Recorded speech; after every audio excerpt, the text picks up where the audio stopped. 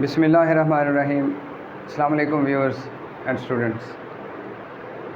हमारा आज का टॉपिक कल से रिलेटेड है नॉवेलिस्ट्स ऑफ अर्ली विक्टोरियन पीरियड, जिनके बारे में हमने आगाज़ किया था आज से 3 दिन पहले और चार्ल्स डिकन्स से आगाज़ किया था। आज हमारा इस सिलसिले की दूसरी कड़ी है और विलियम मेकपीस थेकरे को आज हम डिस्कस करेंगे। William Makepeace Thackeray was born in 1811 in Calcutta, when there was British existing in India. India was occupied by British at that time. तो ये वो वक्त था जब विलियम मेकपीस थेकरे 1811 में एक अमीर वालिद के घर में पैदा हुआ। वो वालिद उसका रेवेन्यू बोर्ड में सेक्रेटरी था। किस कंपनी में? ईस्ट इंडिया कंपनी में।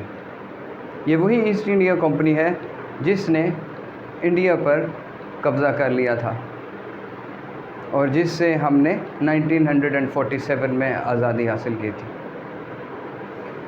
विलियम मेकपीस थेकरे अगरचे एक अमीर ख़ानदान में पैदा हुआ और चार्ल्स डिकन्स एक गरीब ख़ानदान में पैदा हुआ, जिसके वालिद को इम्प्रिजन्ड किया गया, जैसे कि पिछले लेक्चर में हम बता चुके हैं। किस वजह से? कि उसके वालिद ने डेट पे नहीं किया था और उसके डेट की रीपेमेंट से जो उस नहीं हो सकी थी, इस वजह से उसको जेल में जाना पड़ा। और that was the reason Charles Dickens had to leave his school education, his formal education. But this wasn't the case with his contemporary William Makepeace Thackeray. William Makepeace Thackeray एक अमीर घर में पैदा हुआ, अरिस्टोक्रेटिक फैमिली में पैदा हुआ और वो हम देखते हैं अगरचे वो एक अमीर फैमिली पैदा हुआ, लेकिन उसका आउटलुक टू लाइफ डिफरेंट था। उसका outlook to life Charles Dickens से क्वाइट डिफरेंट था। चार्ल्स डिकन्स जो है वो he was a buoyant in nature, he was buoyant in temperament, and but when we come to William Makepeace Thackeray we find that this guy looks to the oddities, looks for the oddities that are found in the world and finds them and relates them in his creations, in his novels. और दुनिया में उसको जो चीज़ चाहिए थी वो मिलती थी। वो समझता था कि दुनिया हिपोक्रेसी से भरी हुई है, दुनिया वैनिटी से भरी हुई है। तभी हम देखते हैं कि वैनिटी फेयर उसका पहला नावल है, पहला नावल, और इसी नावल की वजह से उसको रिकग्निशन मिली। इसी नावल की वजह से उसको दुनिया में एक अजीम नावलिस्ट के नाम से जाना जाने लगा। ये ग़ालिबन 1846 की बात है जब वैनिटी फेयर लिखी गई। इसके ठीक 3 साल के बाद पेंडेनिस लिखी गई। पेंडेनिस जो है पेंडेनिस एक ऑटोबायोग्राफी है। और इसी के फिर 3 साल बाद एक हिस्टोरिकल नावल लिखा गया जिसका नाम हेनरी एस्मंड है। अगर हम इन सारी चीज़ों को देखें, इनके नॉवेल्स को देखें, तो हमें पता चलता है कि थेकरे जो था वो एक रियलिस्ट था। अगरचे उसका एक कॉल उसने खुद कहा है कि मैं जो है I have no brains above my eyes, I have no brains above my eyes, I describe what I see. मतलब मेरे आँखों के ऊपर यानी इस जगह पर दिमाग नहीं है, बल्कि मैं जो कुछ देखता हूँ वही बयान कर देता हूँ। मतलब ही was a realistically portraying the world around him. दूसरी बात हम ये देखते हैं कि जिस वर्ल्ड को वो पोर्ट्रे करता था वो हाई सोसाइटी थी, वो अरिस्टोक्रेटिक क्लास थी, वो एलीट क्लास थी, वो रिच फैमिली के लोग थे। और उन्हीं की सारी बातें, उन्हीं की जो वैनिटीज़ हैं, उनकी जो ट्रेंड्स हैं, हिपोक्रेसीज़ हैं, जो कुछ भी हैं वो डिस्कस करता था अपने नॉवेल्स में एक स्टोरी के अंदाज से। अच्छा, अभी हम 2 चीज़ें डिस्कस करेंगे। एक तो ये है कि वो हाई सोसाइटी को डिस्कस करता था, फिर ये स्टोरी लिखने का अंदाज़, नॉवल लिखने का अंदाज़ कैसे था, उसका प्लॉट कैसे था, कैरेक्टर्स कैसे थे। हाई सोसाइटी के ट्रेंड्स को डिस्कस करते हुए हम जब इसको कंपैरिजन करते हैं चार्ल्स डिकेंस के साथ, तो हमें पता चलता है कि Charles Dickens was quite different from his friend थेकरे। कैसे मुख्तलिफ था? चार्ल्स डिकेंस ने आम लोगों को अपने डिस्कशन में लिया। चार्ल्स डिकेंस ज़िंदगी के खुशगवार पहलुओं को देखता था। चार्ल्स डिकेंस रियलिस्ट होने के नाते खुद एक ज़िंदगी की लाइवलीनेस को एंजॉय करना चाहता था, जबकि दूसरी तरफ हम देखते हैं एक तरफ कॉमन मैन की डिस्कशन हो रही है, दूसरी तरफ हाई सोसाइटी की डिस्कशन हो रही है। और जब इन दोनों चीज़ों को हम मिलाते हैं तो हमें पता चलता है कि पूरे इंग्लैंड का हमारे पास डाटा हासिल हो चुका है।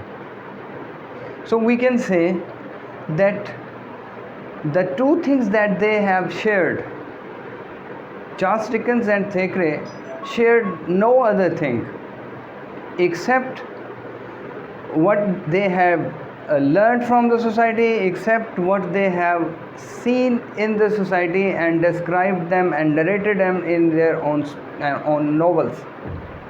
एक ने हाई सोसाइटी को देखा, दूसरे ने कॉमन मैन को, और अगर इनको इन कॉम्बिनेशन देखें तो हमें पूरे इंग्लैंड की उस वक्त के ट्रेंड्स नज़र आना शुरू हो जाते हैं, उस पूरे इंग्लैंड की रिफ्लेक्शन हो जाती है, पूरा इंग्लैंड हमारे सामने आ जाता है कि उस वक्त किस किस्म का होगा इंग्लैंड 19th सेंचुरी में। अच्छा, नेक्स्ट हम चलते हैं कि जी विलियम मेकपीस थेकरे ने इसमें जो मकाम हासिल किया वो कैसा था। देखें, अब जब उसने इसकी हिपोक्रेसीज़ को, इसकी वैनिटीज़ को जब उभारा तो लोगों ने, क्रिटिक्स ने कहा कि ही वॉज अ सैटरिस्ट, वो सैटरिस्ट है, सटायर करता है, तंज करता है। Yes, he was a satirist, but you know that the sole purpose of a satirist is to reform the society, not to make a satire with the purpose of satire, no. So a satirist having a purpose in his mind is to reform the society, makes things better, wants to make things better. So in this way we can say that being a satirist, he had no pungency at all in his writings, in his novels. No venom he spewed in his novels. What he did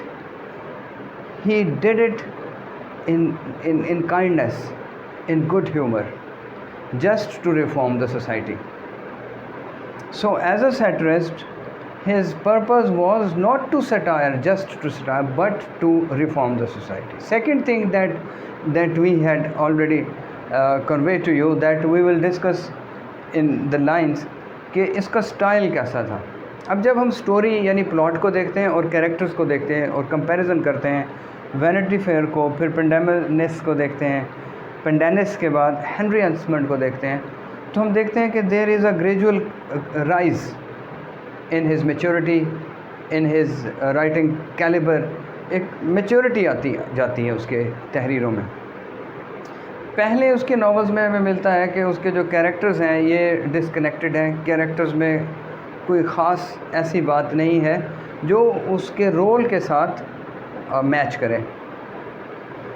इसी के साथ जब हम देखते हैं कि next जब story की बात आती है, स्टोरी भी थोड़ी सी उसमें प्लॉटिंग में प्रॉब्लम होता है, एक प्लॉट दूसरे से मैच नहीं कर रहा होता। But when we find these two, when we place these two things close to each other, we find that his character portrayal was somewhat high from the plot with which he had written the novels.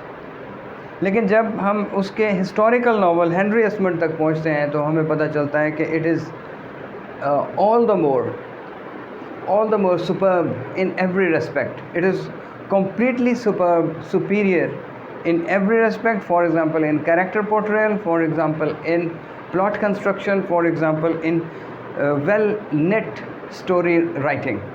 So all these characteristics makes William Makepeace Thackeray as a Victorian novelist. One thing is very much important to discuss here that shouldn't be missed. It is that though these two writers, these two novelists are quite different and poles apart, I'm talking about Charles Dickens and Thackeray. These are quite poles apart, but they never have gone astray from their Victorian trends. In all these writings, in all the writings of Charles Dickens, they showed the characteristics of Victorian period. What is the difference between them? Is the difference in their temperaments. One has the idea of looking towards the oddities of life, towards the hypocrisies, towards the vanities of life, and the other one sees the beauties of life. So these two things combine to make a complete whole of England. That's why these two are quite necessary if we wish to discuss the then England, the trends of England, the inclinations of the people of England at that time. Okay, now we are closing our lecture. Charles Dickens and W.M.P. Thackeray, both are born in the same era, both have the different types of studies in their schooling. For example, Charles Dickens had to leave his school, but William Makepeace Thackeray hadn't. चुनाचे इन दोनों की lives में difference है, इन दोनों के approaches में difference है, इन दोनों के बिलीफ्स में डिफरेंस है, इन दोनों के नॉवेल्स के सब्जेक्ट मैटर्स में डिफरेंस है, इन दोनों के स्टाइल्स में डिफरेंस है. इन सब डिफरेंसेस के बावजूद Victorian trends are present there. Thank you very much.